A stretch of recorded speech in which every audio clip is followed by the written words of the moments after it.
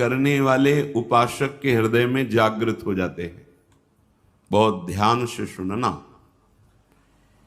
ये 10 लक्षण जब प्रकट होने लगे तो जान लेना कि अब हमारा परम सौभाग्य उदय होने जा रहा है। बस हम भगवत साक्षात्कार के नजदीक हैं।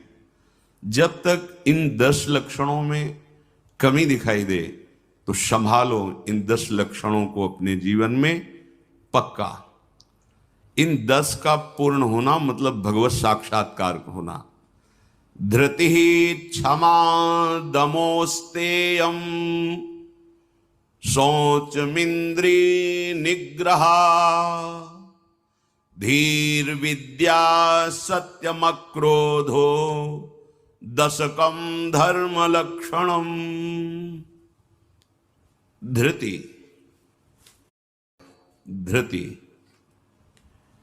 किसी भी प्रकार का संकट, अपमान, विपरीतता, प्रतिकूलता, दुख आ जाए, पर जो हमने भगवत प्राप्ति का लक्ष्य लिया है, चाहे गृहस्थ हो या विरक्त हो, भगवत प्राप्ति का लक्ष्य लिया है, अब वो नहीं छूट सकता, चाहे कुछ भी हो जाए। पहला लक्षण स्वीकृति इसीलिए कहा है। बहुत जोर की बात है। खुली वस्तु रखी है, बिगड़ी जन्म अनेक की अब वहीं सुधरे आज हो ही राम को। यह स्वीकृति बहुत बड़ी बात है। अपने लोग देहाभिमानी हैं तो क्रियाओं पर संतोष करते हैं, क्रियाओं पर विश्वास कर लेते हैं कि मैं एक कर रहा हूं, इसके फलस्वरूप ऐसा मिलेगा। लेकिन उस सब करने का फल होता है होना, और वो सत्संग से प्राप्त हो जाता है एक क्षण में। इसीलिए स्वर्ग सुख, मोक्ष सुख, फिर मर्त्यलोक के सुख की बात क्या, सत्संग के समान नहीं रखा गया।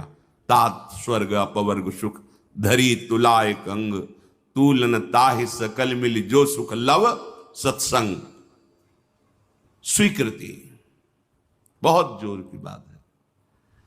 पहला है धृति। धृति माने किसी भी प्रकार का कोई भी अपमान, तिरस्कार, निंदा, परिस्थिति, विपरीतता आपके मार्ग में आवे पर आपकी स्वीकृति पे अंतर नहीं होना चाहिए। इसे धृति कहते हैं। धृति ये बहुत आवश्यक है भगवत मार्ग के पथिक को। जो स्वीकृति की हुई है उस पे कोई विक्षेप नहीं पड़ना चाहिए। जो होना सो हो जाए, स्वीकृति नहीं बदलनी चाहिए। बस तुम्हारा ये था माम प्रपद्यन्ते तास तथैव भजाम्य हम। कोई भी परिस्थिति, कोई भी विपरीतता, कोई भी अपमान हमारी स्वीकृति में अंतर नहीं डाल सकता। मृत्यु स्वीकार करना अच्छा है, पर स्वीकृति पे अंतर नहीं आना चाहिए। वही स्वीकृति भगवत प्राप्ति करा देगी। गोस्वामी जी बाद में सब बातें कह रहे, पहले कह रहे बिगड़ी जन्म अनेक की अब ही सुधरे आज। हमारी धृति इतनी कमजोर है कि प्रतिकूलता के आभास मात्र में हम छोड़ देते हैं। प्रतिकूलता तो है ही नहीं, प्रतिकूलता के आभास, शायद प्रतिकूलता आ जाए, इससे हम भाग पड़ते हैं। ये कायरों का मार्ग नहीं है भगवत प्राप्ति। अज्ञान को छोड़िए। क्या तुम प्रभु को छोड़ दोगे तो दुखों से बच जाओगे क्या? जो कछ लिखा लिलाट दुख सुख देह संग, भुगते गो जहां जाएगो या सिद्धांत अभंग। या सिद्धांत अभंग तजत क्यों धीरज प्राणी। यही धृति। तजत क्यों धीरज प्राणी, वृंदावन परिहरे प्रिया प्रीतम रजधानी। स्वामिनी जी के महल को, स्वामिनी जी के चरण आश्रय को छोड़कर तुच्छ विषयों की तरफ कदम बढ़ा देना, स्वीकृति आपकी बहुत कमजोर है। बिगड़ जाएगा, ये जन्म बिगड़ जाएगा। पता नहीं किस युग में ये स्वीकृति का अवसर मिलेगा कि नहीं मिलेगा।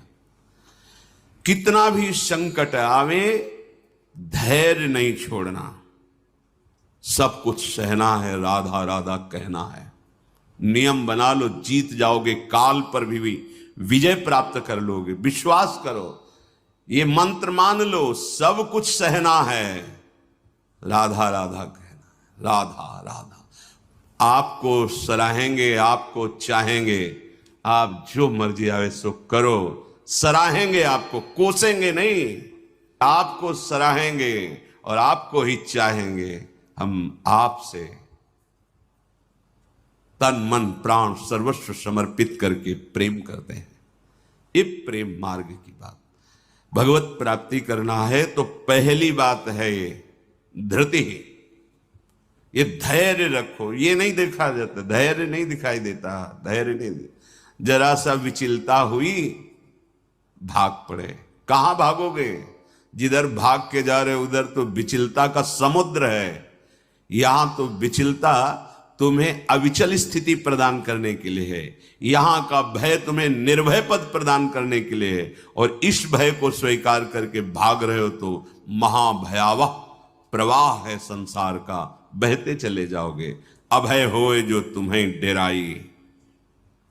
धृति, जो धृतिवान है, लौकिक पारलौकिक सारी संपत्तियां उसके चरणों में झुकने लगती हैं। देख लो, शब्द पर ध्यान दो। जो धृतिवान है, धैर्यवान है, हर कष्ट सहता है, तो आगे जो मार्ग है बोले लौकिक और पारलौकिक सारी संपत्तियां उसके चरण चूमती हैं, क्योंकि वो धैर्यवान है। तो परमार्थ का भेष भले हो, परमार्थ की स्थिति नहीं होगी। इसीलिए भगवान कपिल देव, जो आसक्ति संसार के बंधन का कारण है, वही आसक्ति यदि महात्माओं के चरणों में हो जाए तो मोक्ष का खुला हुआ द्वार है। तो वो महात्मा कैसे होते? तो सबसे पहला शब्द था तितिक्षवः, मतलब महान सहनशील होते हैं संत जन। तितिक्षवः, यहां धृति, ऐसा धैर्य कि कोई भी विचलित ना कर सके। बहुत गंभीरता से, इसीलिए इसमें रुके हुए हैं, बहुत गंभीरता से। पहला लक्षण है भगवत प्राप्ति का। जिसके अंदर ये 10 लक्षण आ गए तो भगवान प्रकाशित हो जाते हैं हृदय में, क्योंकि वही परम धर्म का स्वरूप है। भागवत धर्म में चलने वाले या कोई भी धर्म स्वीकार करें तो धृति जरूर आनी चाहिए। अगर धृति नहीं, आप पातिव्रत धर्म, एक पत्नी व्रत धर्म, जो जहां जिस धर्म में, तो उसको धैर्य धारण करना पड़ेगा। बिना धृति के धर्म का पालन नहीं होता। फिर ये तो परम धर्म, महाभागवत धर्म, प्रेम धर्म, इसमें तो कष्टों की परवाह करे तो योद्धा कैसा। अगर अनुकूलता, प्रशंसा, मान और सुख की चाह है तो परमार्थ का पथिक कैसा। अभी भ्रम में है वो। किसकी अनुकूलता? किसकी अनुकूलता? शरीर की। चाहे जितना अनुकूलता देते रहो, ये नष्ट होगा। इसकी अनुकूलता नहीं, श्री कृष्ण अनुकूल लें। श्री कृष्ण की अनुकूलता को देखो कि हमारे शरीर, मन, वाणी, चेष्टा प्रभु के अनुकूल हो। उसके लिए तुम धैर्यवान बनो। चाहे जितनी निंदा हो, अपमान हो, तिरस्कार हो, संकट आवे, विपत्ति आवे, परवाह नहीं। तो हर विपत्ति संपत्ति बन जाएगी। देख लेना, लिखा है कि जो धैर्यवान होकर परमार्थ में चलता है तो लौकिक और पारलौकिक सिद्धियां और सफलता उसके चरणों में आ जाती है। श्री राधा किंकरीणाम लुठति चरण यो रद्भुता सिद्ध कोटि, करोड़ों प्रकार के वैभव सिद्धियां उसके चरण दास्ता में आ जाती, हाथ जोड़े खड़ी रहती हैं जब सेवा की आज्ञा हो। दूसरी बात है, दूसरा लक्षण है क्षमा। कर रहा है भगवत प्राप्ति करनी तो संसारिक आदमी इन बातों को समझ भी नहीं सकता, क्योंकि उसका उद्देश्य अंतःकरण धर्म में अहम ममत्व स्थापित करके भोगों को भोगना और उसी में सुखी होना है। अभी अज्ञान है, वो नहीं समझ रहा। ये परमार्थ के पथिक की बात है। क्षमा, ये इसलिए बोला, वो सामने वाला हमको ऐसा बोलता है, हम चुप रहेंगे। कैसे चुप रह सकते हैं? सामने वाला कौन है? अगर तुम संसारी हो तो संसार है, और परमार्थिक हो तो तुम्हारा आराध्य देव है। तुम्हारी वही तत्व दृष्टि होनी चाहिए जिसकी प्राप्ति के लिए निकले हो। कब करोगे? किस जन्म में करोगे? अभी इसी क्षण से अभ्यास शुरू करो। क्षमा, अपने साथ बुराई करने वाले को दंड देने या दिलाने की पूरी शक्ति होने पर भी दंड देने या दिलाने की आज्ञा करते ही विध्वंस मच जाएगा। ऐसा होने पर भी ना तो शरीर से दंड दे, ना वचन से दंड दे, ना किसी से प्रेरित करके दंड। हम तो नहीं करेंगे, पर तुम देखो, तुम हमारे शिष्य हो, हम तो सह गए, तुम्हें नहीं सहना चाहिए, जाओ। तो बात एक ही हो गई, बात एक ही हो गई। आप उसको दंड देना चाहते हैं तो आपके अंदर क्षमा बल नहीं है। करत जे अनशहन निंदक तिनहु पे अनुग्रह। ना इस लोक में तुम्हें दंड मिलेगा और ना परलोक में दंड मिलेगा। मेरे अपमान, मेरे निरादर, मेरी निंदा, मेरे तिरस्कार का तुम्हें कहीं दंड ना मिले। तुम्हारी बुद्धि शुद्ध हो, स्वस्थ रहो और भगवान प्रसन्न हो। ये है परमार्थ के पथिक का हृदय। विचार करो, जो अनशहन करके निंदा कर रहा है, अपमान कर रहा है, तिरस्कार कर रहा है, उसके लिए ठाकुर हरिदास जी के कोड़े पे कोड़े वो बरसा रहे निर्दयी और कह रहे हरि बोल कहता है। तब ऐसी पीड़ा में भी मुस्कुरा के कहते हैं भगवान बड़े कृपालु हैं, तुम्हारा मंगल करेंगे, क्योंकि तुमने भी कहा हरि बोल। तो ये 2 अक्षर हरि नाम तुम्हारी जिह्वा पे आया। अब मुझे विश्वास हो गया कि भगवान तुम्हारा मंगल कर देंगे। ये है महाभागवत की स्थिति। कितना भी अपमान, कितना भी क्लेश या निंदा करे, उसके लिए ना मन से अमंगल भाव हो, ना वचन से हो। देखो, पूरी शक्ति है, पर ऐसे महापुरुष हुए हैं कि अगर वो संकल्प कर ले तो क्या ना हो जाए। इतना उनके पास भजन बल है, तप बल है। साधारण आदमी उनका अपमान करके पीट के चला जाता, वो बताते भी नहीं कि किसने पीटा है, कभी नहीं। वो कभी लौट कर भी नहीं देखते किसने ऐसा क्यों किया है। क्यों? क्योंकि अगाध बोध संपन्न महात्मा जैसे अपने हाथ से, अपनी दांत से अपनी जिह्वा, अपने द्वारा कोई चेष्टा जो अपने को पीड़ा पहुंचा दे, किसको दंड देंगे? ऐसे वो आत्मस्वरूप सर्वत्र अनुभव करते हैं। इसलिए राग द्वेष रहित महात्मा के हृदय में ये आता ही नहीं है कि इसको दंड दिया जाए। अपने साथ बुराई करने वाले को दंड देने दिलाने की पूरी शक्ति रहने पर भी उसको दंड देने या दिलाने की भावना मन में भी ना आए और उसके हर अपराध को सहकर यथोचित चेष्टा करे कि उसको सुख पहुंचे, उसे भगवत साक्षात्कार होता है। उसे क्षमा कहते हैं। श्रीपाद प्रबोधानंद जी ने भी कहा, नीचापमानम शुद्धा। नीच शब्द इसलिए कि आप उससे महान हैं, आप उस पर शासन कर सकते हैं, आप उसको दंड दे सकते हैं, पर उसके द्वारा किए हुए अपमान को सह गए। कैसे? अमृत मान करके। अमृत, नीचा अपमान। जब कोई गाली दे, निंदा करे, अपमान करे, तब ये बात आवे भगवान इसका मंगल करे। ये भक्त हृदय होता है। अनुकूलता में तो सबको आशीर्वाद देने के लिए तैयार हो जाएगा। प्रतिकूल परिस्थिति में भगवत भाव युक्त हृदय होकर कोई अमंगल सोच भी उसके लिए ना करना, ये होता है।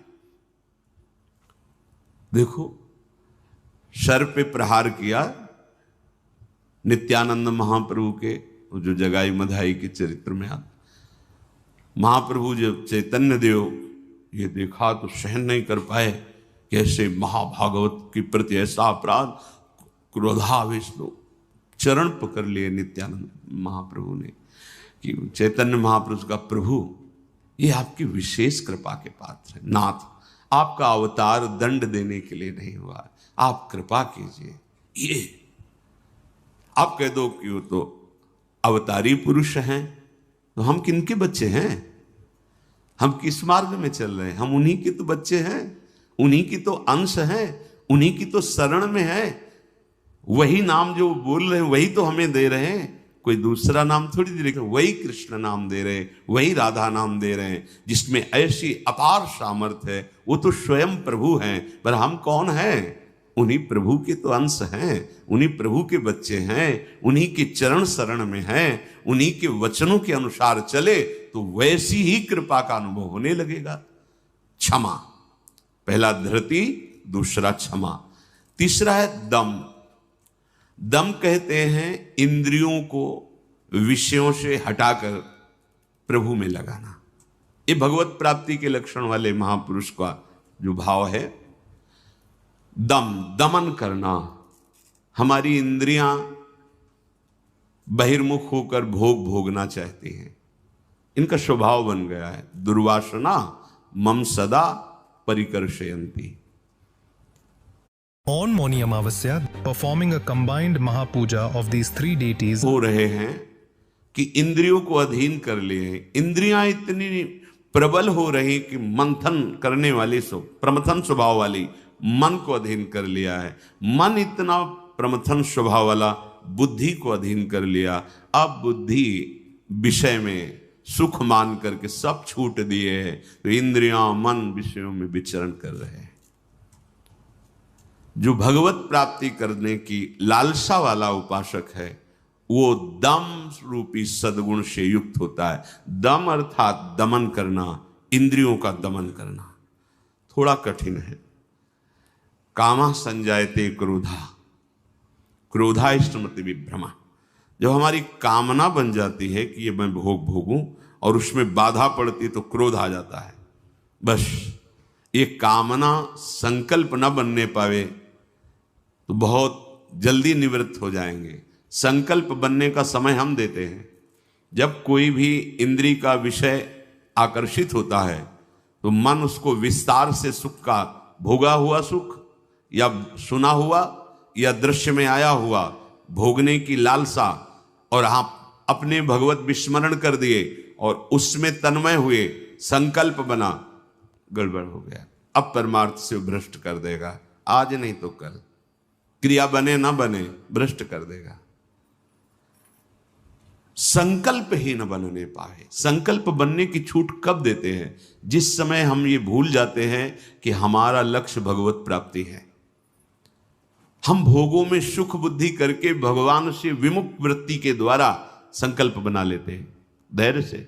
जब हमको ये पता है कि इन भोगों में सुख नहीं, सुख तो सुख सिंधु प्रभु के नाम रूप में है, तो संकल्प कैसे बन गया? भगवत विमुखता के कारण संकल्प। वो क्षण भगवत विमुख हुआ, वो समय भगवत विमुख में जा रहा है, इसलिए आपका संकल्प बन रहा है। अगर नाम जप कर रहे हैं आप और आपका लक्ष्य है कि मुझे प्रभु के चरणारविंद की प्राप्ति करनी, तो आप इंद्रियों का दमन स्वाभाविक कर लेंगे। बहुत सरलता सहजता से इंद्रियों का दमन हो जाता है। हमारी स्वीकृति ठीक नहीं है, इसलिए जैसे एक दिन एकांतिक में चर्चा हुई थी, आप वैष्णव हैं, आप भगवत दासत्व के चिन्हों से युक्त हैं, आप भगवत प्राप्ति का मार्ग स्वीकार किए हो, चाहे गृहस्थ हो चाहे विरक्त। अब आपके सामने मांस परोसा जाए, आप खाएंगे? बिल्कुल ना, अंदर से ना बाहर से चेष्टा ही नहीं होगी। क्यों? क्योंकि आपकी स्वीकृति नहीं है। ठीक है, मदिरा ना अंदर से ना बाहर से स्फुरण ही नहीं होगा उसको पाने का। क्यों? आपके अंदर स्वीकृति ही नहीं। लेकिन बेविचार, मैथुन, गंदी बात, क्या आपकी ऐसी स्वीकृति है जैसे मदिरा और मांस के प्रति है तो उसी पंक्ति में, पर आपने इसके लिए स्वीकृति छोड़ दी, आपने इसकी गुंजाइश रख ली। अब आप गिर जाएंगे, आपकी इंद्रिय आपको गिरा देंगे। दूसरे की जरूरत नहीं, आपका मन ही आपको परेशान कर देगा, भ्रष्ट कर देगा। क्या आपकी ऐसी स्वीकृति है? और है तो आप बोलो, आपके सामने मांस परोसा जाए, मदिरा रखी जाए, तो क्या अंदर से स्फुरण होगा? स्फुरण ही नहीं होगा। आप देख लो ना, स्फुरण ही नहीं होगा और आपकी भौं चढ़ जाएगी।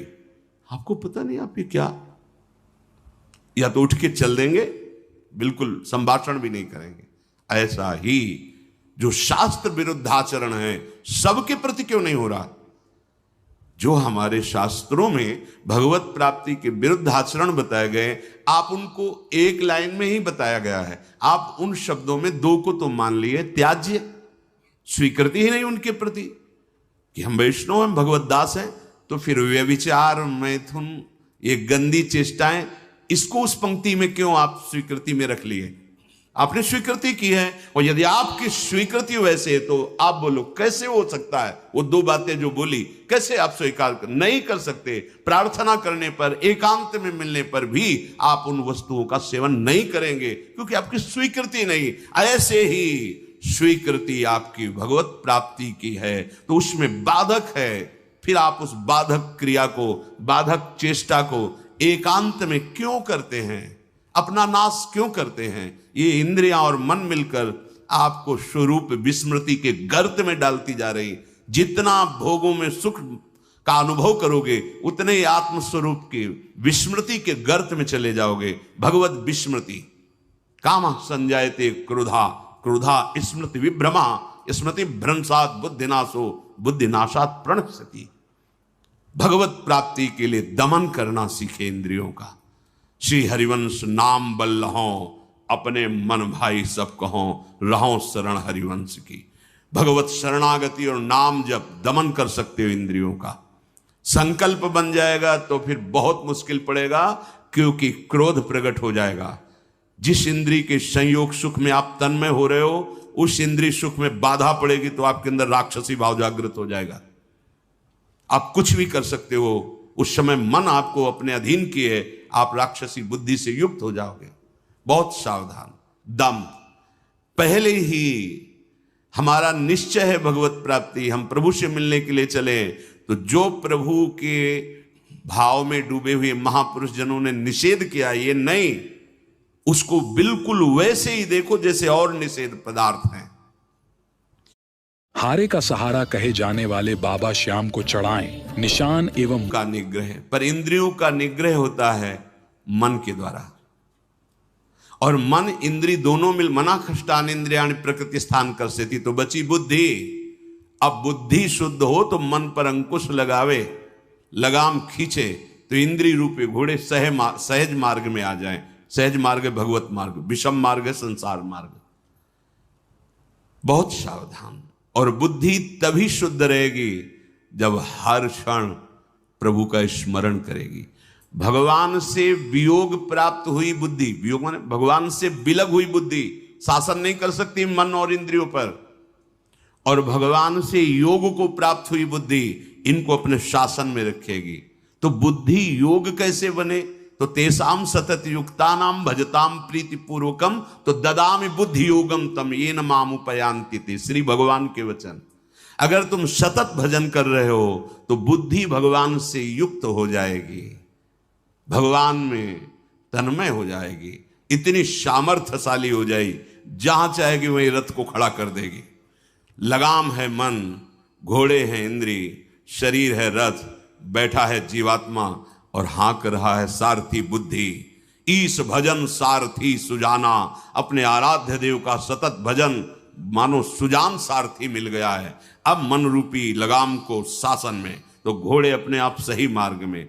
इंद्रियों का दमन अर्थात मन का निग्रह अर्थात बुद्धि का परमात्मा में निरंतर जुड़े रहना।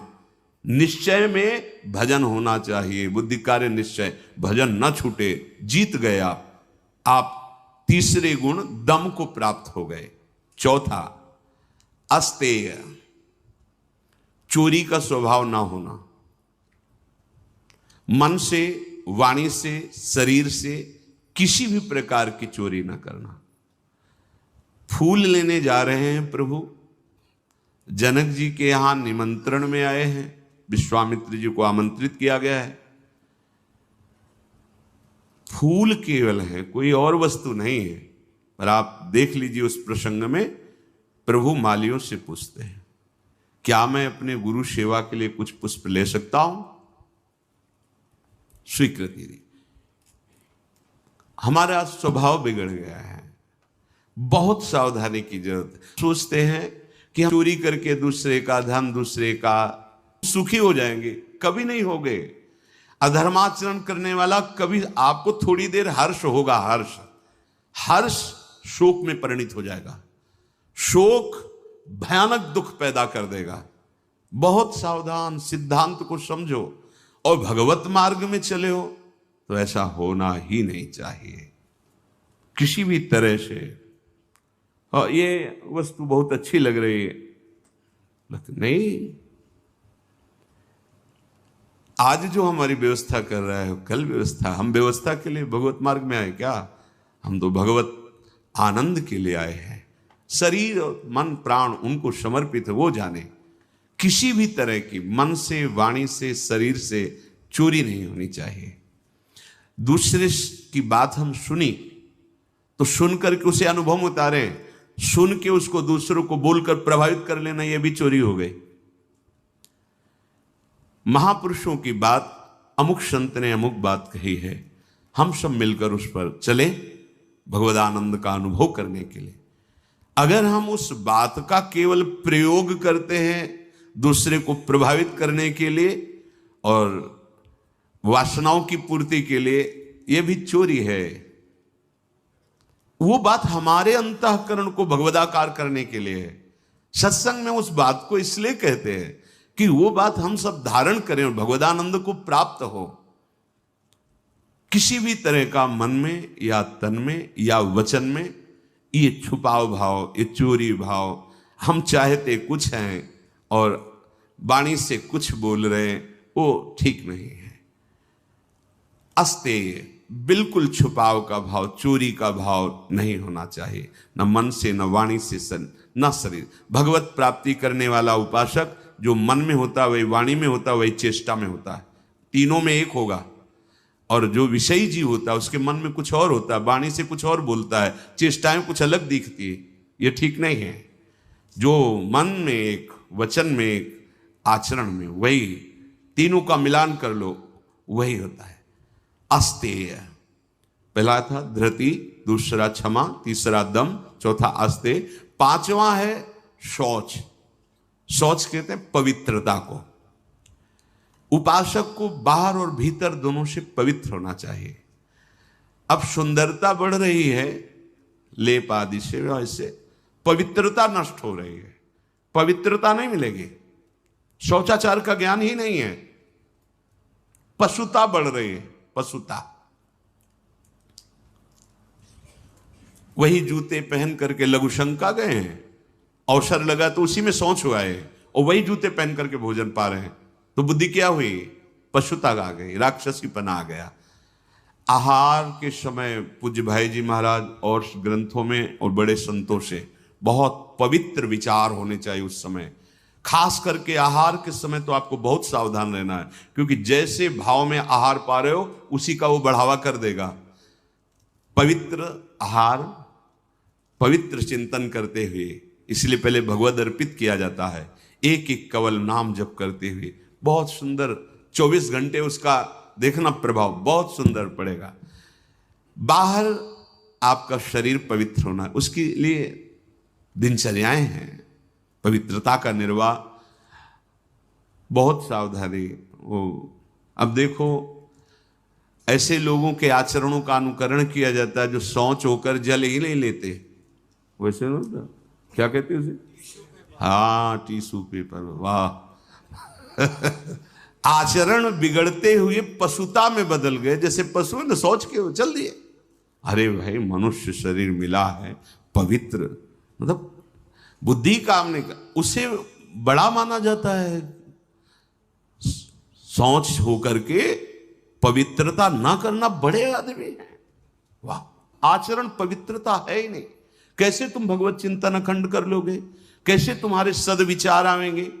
बाहरी और भीतरी दोनों पवित्रता चाहिए। बाहरी पवित्रता, ये जल से, मिट्टी आदि, रजा, देखो चाहे जितना आप साबुन लगाओ हाथ में, बाद में थोड़ी रज का प्रयोग जरूर करो। रज से पवित्र माना, जैसे वो इतनी बड़ी बोतल में क्या आता है, डिटॉल वाला, वो नहीं होता, उससे हाँ जो हैंड वॉश जो भी ऐसे से धो लिए, माना ठीक अच्छा है, पर रज का प्रयोग जरूर करें। थोड़ी रज लेकर हाथ, बिना रज से आप पवित्र नहीं माने जाएंगे। आप जैसे साबुन वगैरह तो करो, हम कहते करो, पर इससे आप रज का प्रयोग जरूर, एक बार ही सही, पर ऐसे रज आएगी तो नाली जाम हो जाएगी, और ऐसा नहीं, हम कहते थोड़ी तो प्रयोग करो रज का। नहीं, वो नाली तो खुल भी सकती है, इधर बुद्धि की नाली जाम हो गई तो और गड़बड़ हो जाएगा, नहीं हो जाएगा, जन्म जन्मांतर बिगाड़ती चली जाएगी। अब कैसे समझाएं, मतलब बड़ा समय विचित्र आ रहा है। लघु शंका में बैठना है तो जो सोच की सीट उसी पे बैठना है कि ये लघु शंका और निकले उछल दिए। अरे पूरे अपवित्र हो गए, उस पे बैठने के लिए उतना ही वस्त्र धारण करो जितना तुम्हें धोना हो, तभी आप भगवत मार्ग में चलने, तभी आप चल सकते हैं। बुद्धि काम नहीं करेगी। अब जरा सा भी कुछ भी मुख में जाता है तो हमें कई बार समझाना होता है, श्री जी का प्रसाद है, प्रसाद। तब मन मंत्र की तरफ बढ़ता नहीं, एकदम घबरा के मुख में कुछ गया जूठा हुआ तो उसे समझाना पड़ता है, चरणामृत है, श्री जी का प्रसाद है। अभ्यास। हम बातचीत कर रहे हैं और बाथरूम के पादुका में पैर जा रहा हो, बंद मंत्र, नाम चलना प्रारंभ। हमें बाद में ज्ञान होगा, वो पहले हो गया। अभ्यास। अगर आपको कई बार शौच लगते हैं तो आप, बाथरूम तो बंद ही होते हैं, उचित वस्त्र धारण कर लो, या जैसा हाथ धो लिए, यहां से हाथ धो लिए, कुल्ला कर लिए, और ये जो छिद्र है इनमें जल लगा लिया, कमर से स्नान, चाहे जितनी बार, इतना तो करना है। 2 बार तो सर्वांग आप कर लीजिए, बीमार हैं ऐसा है तो ऐसे कर लीजिए। अगर आप ऐसे पवित्र नहीं रहेंगे तो मंत्र नहीं चलेगा, भजन नहीं होगा। आप खुद देख लीजिए, बाहरी पवित्रता और आंतरिक पवित्रता, छल कपट ये सब अंदर न रखते हुए नाम जब चल रहा है, अंदर पवित्र हो जाएंगे। तो जल, मिट्टी और यथा योग्य जो गुरुजन आदेश करते हैं वैसी दिनचर्या से ये बाह्य शरीर की शुद्धि होती है। राग, द्वेष, दंभ, कपट, वैर, अभिमान, इन विकारों का नाश होने पर अंतःकरण स्वच्छ होता है। ये विकार सब नष्ट हो जाएंगे। सत्संग सुनते रहिए, नाम जप करते रहिए। तो ये शौच अर्थात पवित्रता, बाहरी और भीतरी दोनों आवश्यक है। प्रसाद के सिवा मुख में अगर कुछ भी है, जैसे आप राधा वल्लभ जी गए, किनका मंत्र चलाओ, जल, वो चरणामृत, तो आचमन, जल लेके आचमन करने की जरूरत नहीं। अन्यथा आप जैसे फिर तो अच्छे से कुल्ला करो, आचमन करो, फिर आप मंत्र जप करो, हर समय पवित्र। लघु शंका पहले बराबर कमंडल में जल रखते थे, अब तो कहीं जाना आना ही नहीं तो कमंडल पास रहेगा, उसमें छोटा सा गिलास। अपनी दिनचर्या में आप भगवत प्राप्ति के मार्ग में चले हैं और आप ऐसे ही मन मानी, ऐसा नहीं। हम गुरुजनों को, बड़े महापुरुषों को देखा, पवित्रता का निर्वाह, पवित्रता का निर्वाह नहीं तो फिर सेवा या सुमिरन दोनों में विक्षेप पड़ने लगेगा। मनमानी आचरण मत कीजिए। आपका वस्त्र पवित्र होना चाहिए, पानी से निकाल लीजिए, पवित्र होने। ऐसे मनमानी आचरण करोगे तो भजन में रुचि नहीं होगी। ये भगवत प्राप्ति जिसको होनी उसके लक्षण बताए जा रहे हैं। वो बाहर और भीतर से बहुत पवित्र रहता है। हम किसी को छूने की चेष्टा न करें। कोई छू रहा है हमें, उसमें कोई दोष, हम जा रहे हैं ऐसे छू गया कोई बात, हम किसी को बहुत सावधान। हमारे अंदर मंत्र चल रहा है, हमारे अंदर भजन चल रहा है। अब वो उसकी दिनचर्या क्या है, वो कैसे पवित्रता का निर्वाह करता है। तो अगर वो हमसे ऐसे धक्का लगे तो हम उस अपने को नहीं मान, हम अपनी तरफ से चेष्टा नहीं करते। बिल्कुल भगवत मार्ग में जो भगवत प्राप्ति के लिए बहुत सावधानी की, पवित्रता की आवश्यकता है। फिर है छठा, शब्द, स्पर्श, रूप, रस, गंध। इनका ऐसा प्रभाव है कि खींच लेते हैं। जैसे अभी कोई ध्वनि बजने लगे, आ जाएगा, प्रभाव पड़ा शब्द का। अभी कोई चीख दे, ऐसे शब्द का प्रभाव पड़ा ना, ऐसे रूप का प्रभाव पड़ता है, ऐसे रस का प्रभाव पड़ता है, गंध का प्रभाव पड़ता है, स्पर्श का प्रभाव पड़ता है। इसी प्रभाव को जीत ले जो, बस ये बात समझे। हमारा जो नाम चल रहा है, अब कुछ भी गाए, कुछ भी बजाए, कुछ भी शोरगुल हो, उस पे अंतर नहीं पड़ना चाहिए। हम रूप आशिक हैं प्रियालाल के, आप कोई भी रूप हो, हम स्वादी हैं प्रियालाल के उच्छिष्ट के, अधरामृत के, जो उनका उच्छिष्टामृत भुक्त वही हुआ। इसके अलावा कुछ भी अमृत भी हो तो हमारे लिए, हमारी गंध श्री जी के श्री चरणों में चढ़ी हुई तुलसी, पुष्प, श्रीअंग का इत्र, प्रसाद, माला आदि, बस। इससे क्या होगा, शब्द, स्पर्श, रूप, रस, गंध पर आप विजय प्राप्त कर लेंगे। सनकादि के लिए जैसे आता है कि शब्द, स्पर्श रूप रस गंध पर विजय प्राप्त की हुई महापुरुष के भी घ्राणेन्द्री में जब प्रभु श्री हरि के श्री चरणों की तुलसी की गंध गई तो प्रेम विकल हो गए, ऐसा था। ये जो हमारी इंद्रियां स्पर्श सुख में, देह सुख, स्पर्श सुख में, रूप में, रस में, गंध में, शब्द में हमें भगवत प्राप्ति करनी, इसका हमें परिवर्तन करना होगा। हमें जहां भागवतिक शब्द श्रवणेन्द्रिय में पड़े तो नाच पड़ना चाहिए, प्रापंचिक शब्द तो उदासीन हो जाना चाहिए। भगवत भाव से सबके चरणों में प्रणाम, मेरे प्रभु सब इन रूपों में समाये हुए, ठीक है। ऐसे कोई रूप, और वास्तविक जब आप इतने महान रूप के प्रेमी भाव में चल रहे हैं तो कोई रूप आकर्षण नहीं कर सकता, नहीं कर सकता, है ही नहीं। देवलोक भूलोक रसातल सुनि कवि कुल मति डरिए, सहज माधुरी अंग अंग की कई कासो पट तरिए। कौन सा रूप? कोई भी रूप ऐसा नहीं कि चित्त में क्षोभ पैदा कर दे। कई बार विनोद में कहा है कि जैसे मकान में आग लग जाए तो कैसा दिखाई देता है, ऐसे ही जो रूप आशिक प्रभु के होते हैं, कहीं भी कोई भी रूप बहुत सुंदर वो नहीं। जितना सौंदर्य यहां से ब्रह्मलोक तक है, हमारे प्रभु के सौंदर्य सिंधु के बिंदु के एक सीकर से है। कोटि काम मूर्छित हो जाए ऐसे तो लालजू महाराज हैं। एक काम पूरे त्रिभुवन में तांडव मचाए हुए हैं।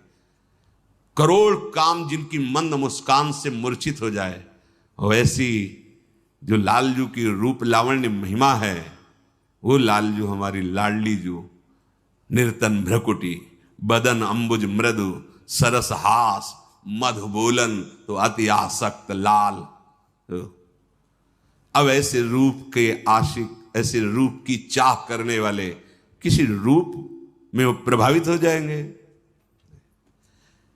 ये जो छठवां है इंद्रिय निग्रह, अर्थात शब्द स्पर्श रूप रस गंध, ये जो इंद्रिय के ज्ञानेन्द्रिय के 5 विषय हैं, इन किसी विषयों को भी भगवद विमुख होकर स्वीकार न करें।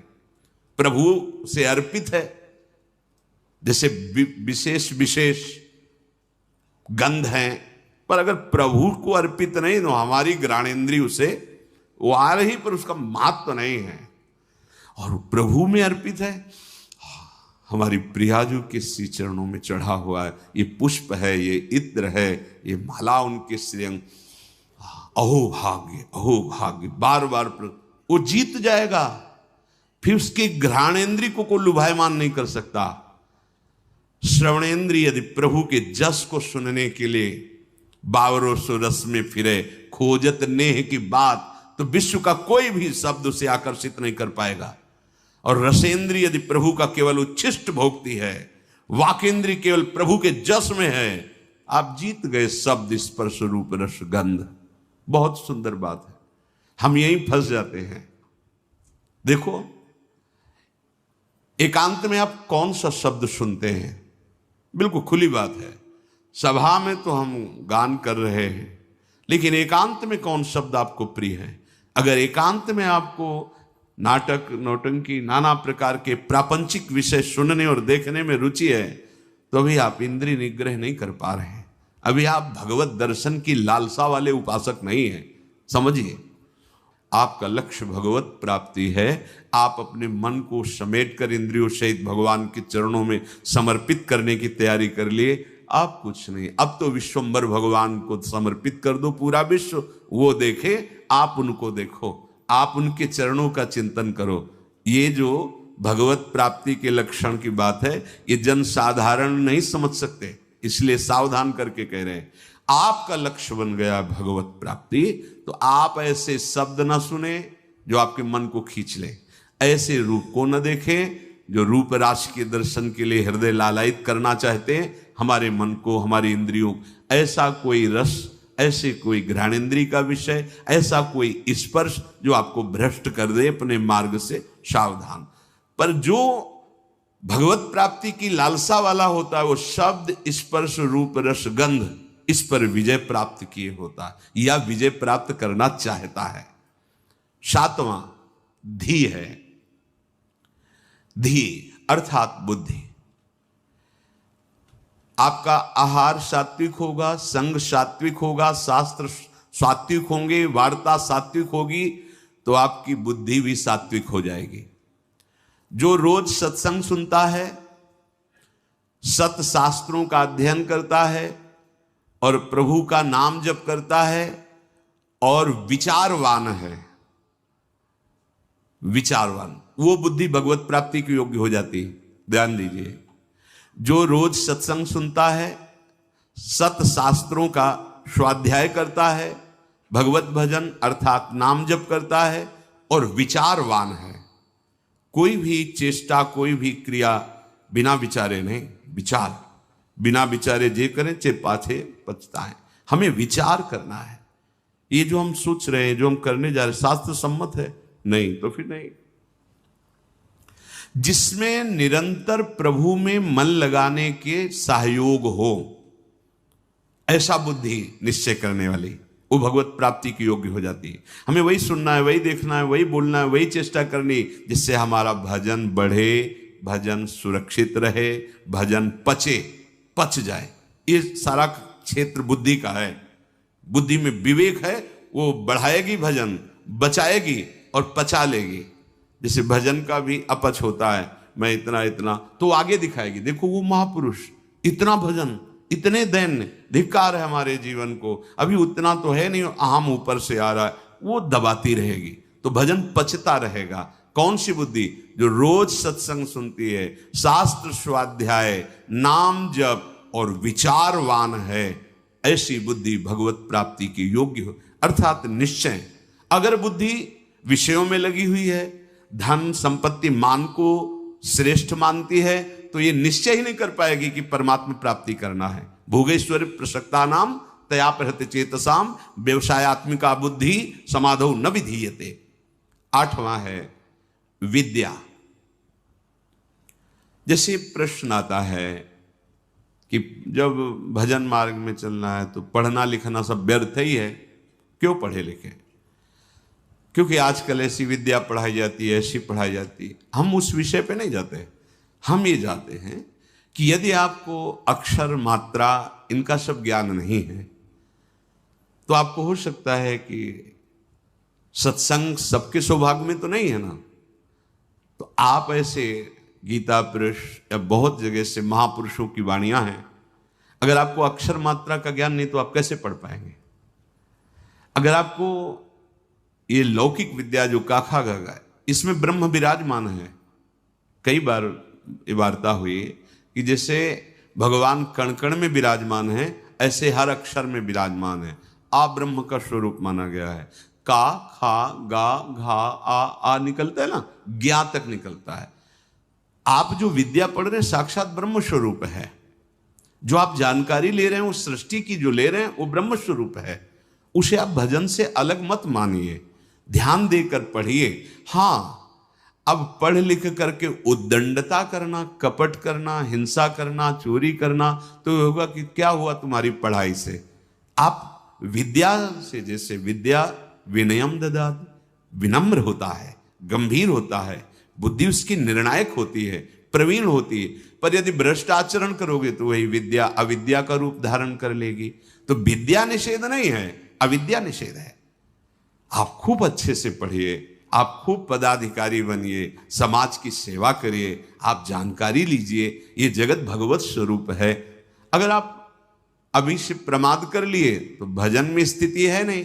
हम देखते हैं जो बच्चे पढ़े लिखे हैं ना, तो एक बार समझा दो तो कदम सोच समझ के रखते हैं। हाँ, हम ये कहते हैं यदि ऐसी रति है कि राधा राधा राधा राधा राधा सत्संग और नाम जप करते हुए आप, तो सच्ची मानिए सब शास्त्रों का ज्ञान अपने आप हो जाएगा।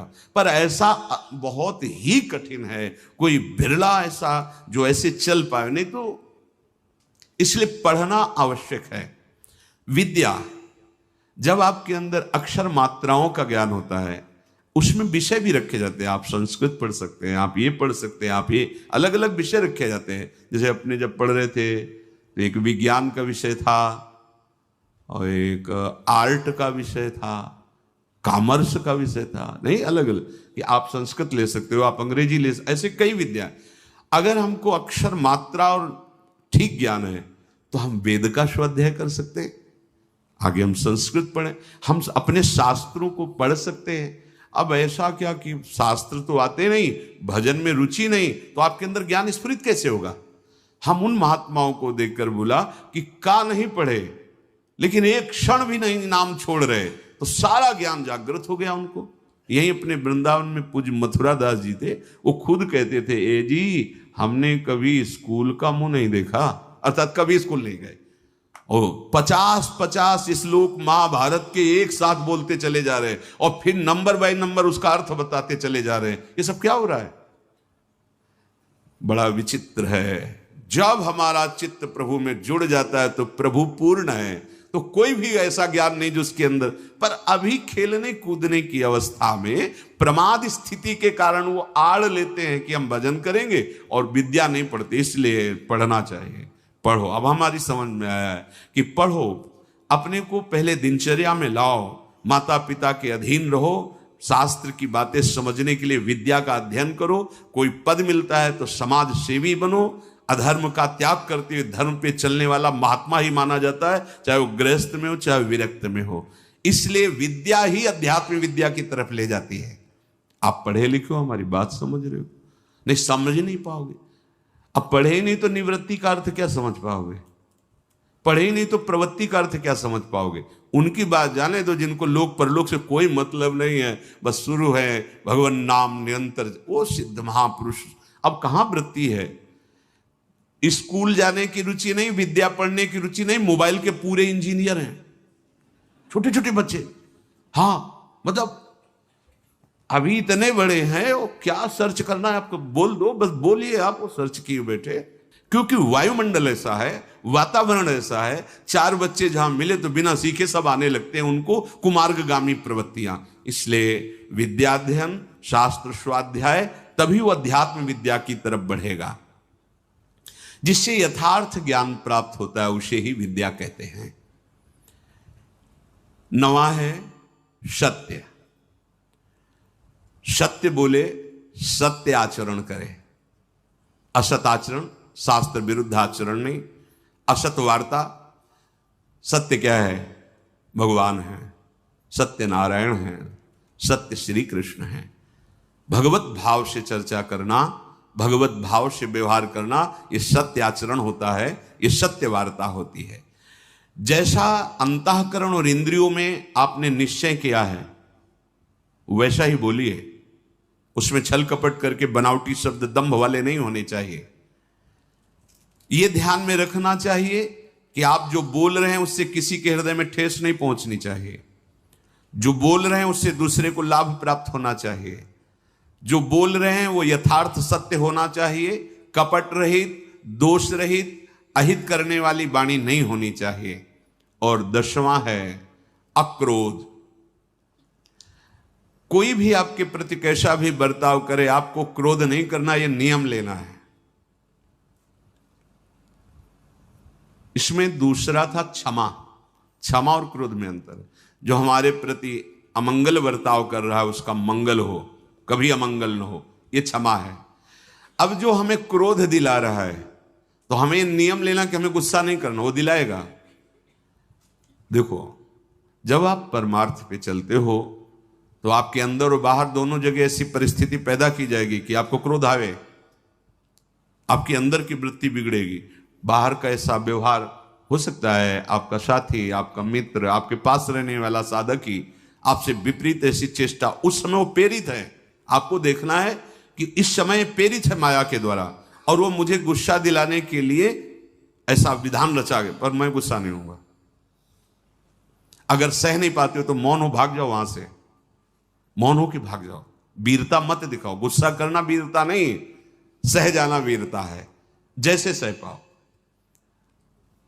बहुत संतों ने इस पर, जहां कोई आपको गुस्सा की बात दिलाने लगे तो अगर आप ये याद कर लोगे कि मेरी परीक्षा हो रही, मुझे क्रोध दिलाया जा रहा है, तो आप समझ जाओगे।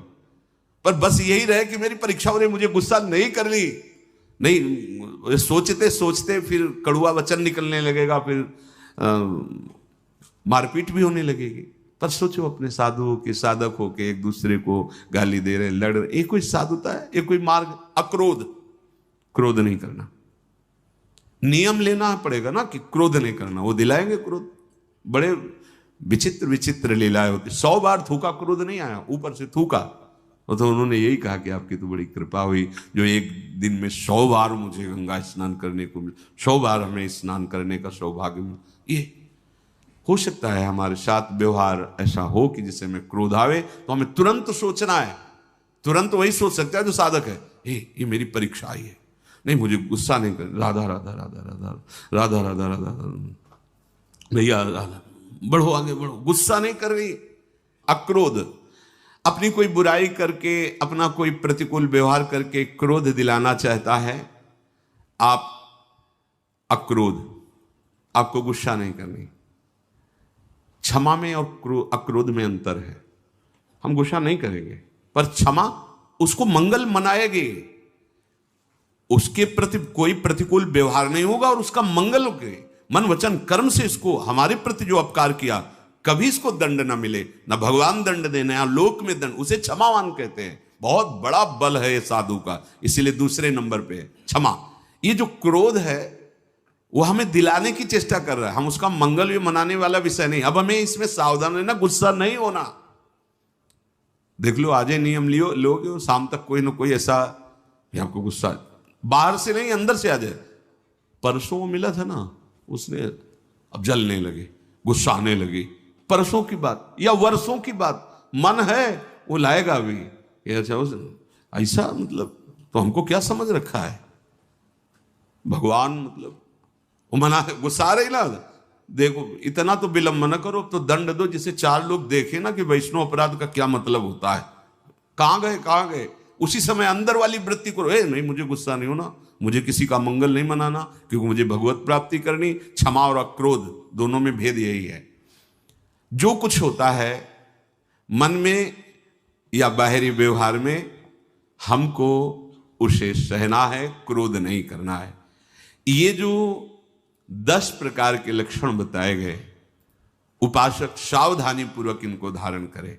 अगर ये लक्षण है तो भगवत प्राप्ति निश्चित है। पुनः पहला है धृति, अर्थात हम ऐसी स्वीकृति में रहें कि कोई भी परिस्थिति हमारी स्वीकृति को न नष्ट कर पावे। हमारा लक्ष्य है निरंतर भजन, हमारी स्वीकृति ऐसी जन्म में भगवत प्राप्ति। दूसरा क्षमा, कोई कितना भी हमारे साथ व्यवहार, हम अंदर से उसका अमंगल नहीं होने, तो आप कहोगे ऐसा कैसे? वहां भगवान बैठे, सच्ची मानना।